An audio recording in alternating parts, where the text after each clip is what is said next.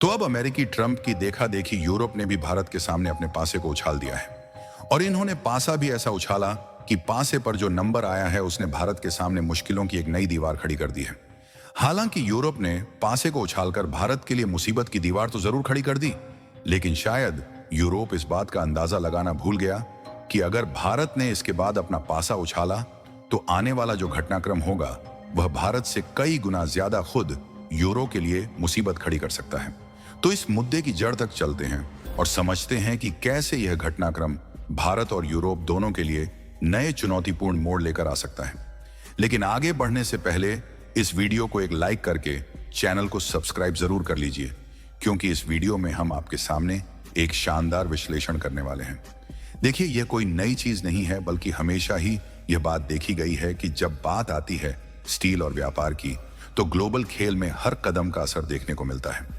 क्योंकि स्टील एक ऐसा प्रोडक्ट है जिसको लेकर दुनिया भर में एक दूसरे के बीच ऐसा खेल चल रहा है जिसे शायद आज तक आप अनजान हैं। लेकिन क्योंकि इस खेल में भारत को बड़े अच्छे तरीके से लपेटा जा रहा है, इसलिए आप हमारी बातों पर ध्यान दीजिए। असल में हुआ यह है कि जिस रास्ते पर अमेरिका चल रहा था, उसी रास्ते पर अब यूरोप ने भी अपना पहला कदम आगे बढ़ा दिया है। अमेरिकी राष्ट्रपति डोनाल्ड ट्रंप की टैरिफ पॉलिसी ने पहले ही स्टील और एल्यूमिनियम पर ऐसे टैक्स लगाए कि भारतीय एक्सपोर्टर को झटका लगा। ट्रंप के इन कदमों ने वैश्विक व्यापार के मैदान में एक नई सोच का संचार किया। अब यूरोपीय संघ भी उसी रास्ते पर चलते हुए अपने स्टील आयात पर सुरक्षा उपाय की घोषणा कर चुका है।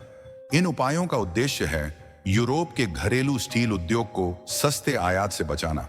क्योंकि अगर बात करें इस मामले में भारत के ओवरऑल एक्सपोर्ट की, तो फाइनेंशियल ईयर 2023 से 24 में भारत ने केवल 27 देश के यूरोपीय यूनियन को 6.64 अरब डॉलर के लोहे और स्टील से बने प्रोडक्ट का एक्सपोर्ट किया है, जबकि पिछले साल इसका एक्सपोर्ट 6.1 अरब डॉलर था। यानी कि यह भारत की बढ़ती स्टील और आयरन इंडस्ट्री को दर्शाता है। और अगर एक्सपोर्ट डेस्टिनेशन की बात करें, तो भारत अपने स्टील से बने प्रोडक्ट्स को न सिर्फ यूरोप और अमेरिका में एक्सपोर्ट करता है, बल्कि एशिया के कई देशों के साथ साथ मिडिल ईस्ट और अफ्रीका को भी एक्सपोर्ट करता है। और देखा जाए तो इन देशों में यूरोप एक महत्वपूर्ण बाजार है, क्योंकि यहां भारतीय स्टील की मांग लगातार बढ़ रही है। हालांकि ऐसा भी नहीं है कि भारत ही केवल एक ऐसा देश है जो कि स्टील के प्रोडक्ट को एक्सपोर्ट करता है, बल्कि वैश्विक स्तर पर चीन, तुर्की, कोरिया, मिस्र और वियतनाम भी प्रमुख निर्यातक हैं। ये देश अपनी अपनी व्यापारिक नीतियों के तहत भारतीय बाजार में अपना दबदबा बनाए रखने की कोशिश करते हैं। लेकिन क्योंकि भारत खुद स्टील के मामले में एक बादशाह है, इसलिए भारत के सामने इनका दबदबा फीका पड़ जाता है। लेकिन अब भारत की टांगें खींचना शुरू हो चुकी हैं, इसलिए भारत को दो बड़े मोर्चों पर चुनौती का सामना करना पड़ रहा है, जिसमें एक ओर ट्रंप के टैरिफ और दूसरी ओर यूरोपीय सुरक्षा उपाय। इन दोनों ने भारतीय निर्यातकों के लिए अनसर्टेनिटी और मार्केट में अनस्टेबिलिटी पैदा कर दी है। दरअसल यूरोपीय संघ ने हाल ही में अपने स्टील इंपोर्ट पर सुरक्षा उपायों में 2 चरणों में बदलाव की घोषणा की है। इनमें से एक तो है 25% के आउट ऑफ कोटा टैक्स के साथ सिक्योरिटी टैक्स में बढ़ोतरी, जो 2026 तक लागू रहेगा।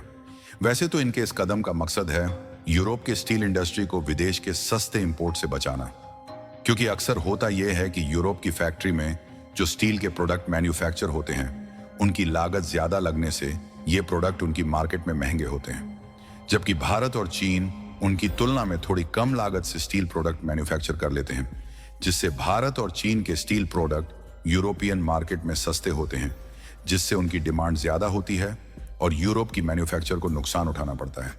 लेकिन अब इनके द्वारा भारत और बाकी के देशों से इंपोर्ट होने वाली स्टील के प्रोडक्ट पर 25% टैरिफ लगाई जा रही है, ताकि विदेश से जाने वाले प्रोडक्ट उनके देश में 25% तक महंगे हो जाएं, जिससे विदेशी सामान को कम लोग खरीदें और उनके देश में बना सामान ही खरीदा जाए। और यही भारत के लिए समस्या खड़ी कर रहा है, क्योंकि भारत को डर है कि यदि ये नियम कड़ाई से लागू हो गए तो उसके स्टील एक्सपोर्ट पर सीधा असर पड़ेगा। भारतीय एक्सपोर्टर को न सिर्फ यूरोपीय बाजार में कंपटीशन का सामना करना पड़ेगा, बल्कि वीटीओ यानी कि वर्ल्ड ट्रेड ऑर्गेनाइजेशन में बातचीत की भी जरूरत पड़ेगी, ताकि सुरक्षा उपायों में संशोधन हो सके। और तो और यह समस्या केवल भारत के लिए ही नहीं है, बल्कि वैश्विक व्यापारिक मंच पर यह कदम अन्य एक्सपोर्टर जैसे कि चीन, तुर्की और अन्य देशों को भी एक नया मोर्चा प्रदान कर सकता है, जिससे भारत को अपनी पोजीशन मजबूत करने में और भी चुनौतियों का सामना करना पड़ेगा। लेकिन दोस्तों, यहां पर एक और अहम बात है कि यूरोप और भारत के बीच गहरा व्यापारिक संबंध है। यूरोप भारत से न केवल स्टील बल्कि कई अन्य महत्वपूर्ण वस्तुएं भी खरीदता है। यूरोप की मेटल इंडस्ट्री, मैन्युफैक्चरिंग, ऑटोमोबाइल और मशीनरी सेक्टर में भारतीय स्टील की अहम भूमिका है। अगर यूरोप को इस नई नीति के कारण भारत से स्टील में कमी का सामना करना पड़ेगा, तो इससे यूरोप के घरेलू उद्योग को भी नुकसान हो सकता है। यूरोपीय यूनियन के 27 देश जो भारत के मसाले के बिना अपनी सब्जियां तक नहीं बना पाते, फूड प्रोडक्ट के लिए भारत के सामने हाथ फैलाते नजर आएंगे। फिलहाल इसके अलावा ग्लोबल गेम में कई खिलाड़ी हैं। चीन, तुर्की, कोरिया, मिस्र, वियतनाम, ये सभी देश भी स्टील और मेटल ट्रेड में अपना दबदबा बनाए रखने की कोशिश कर रहे हैं, क्योंकि विश्व का सबसे बड़ा स्टील निर्माता और निर्यातक, जिसकी नीति और व्यापारिक रणनीति ने हमेशा से वैश्विक बाजार को प्रभावित किया है, वही तुर्की और कोरिया जैसे ये देश भी तकनीकी उन्नति के साथ साथ प्रतिस्पर्धात्मक कीमतों पर स्टील उपलब्ध कराते हैं। मिस्र और वियतनाम ये देश भी अपने निर्यात के जरिए भारतीय बाजार में अपनी जगह बनाने में जुटे हुए हैं। इसीलिए भारत को इन वैश्विक कॉम्पिटिटर के साथ कदम से कदम मिलाकर चलना होगा और साथ ही एक्सपोर्ट के अलावा घरेलू उद्योग की मजबूती और जटिलता पर भी ध्यान देना होगा, ताकि किसी एक क्षेत्र पर निर्भरता कम हो सके। आज हमने देखा कि कैसे ट्रंप की टैरिफ नीति ने व्यापारिक माहौल को हिलाकर रख दिया और अब यूरोपीय संघ के नए सुरक्षा उपाय ने भारत के निर्यात पर प्रश्न चिन्ह लगा दिया है। भारत और यूरोप के बीच गहरे व्यापारिक संबंधों को देखते हुए यह मुद्दा न केवल इन दोनों महाशक्तियों के लिए बल्कि वैश्विक व्यापार के लिए भी एक महत्वपूर्ण चुनौती बन चुका है। बाकी आपको क्या लगता है, भारत को इस समय कौन से कदम उठाने चाहिए? अपनी राय कमेंट में जरूर बताएं और इस वीडियो को एक लाइक करके अपने मित्रों तक शेयर जरूर करें, ताकि उन्हें भी जानकारी मिल सके। इसी तरह और भी नॉलेजेबल वीडियो देखने के लिए चैनल सब्सक्राइब करके बेल आइकन को ऑल पर जरूर सेलेक्ट करें। जय हिंद, जय भारत।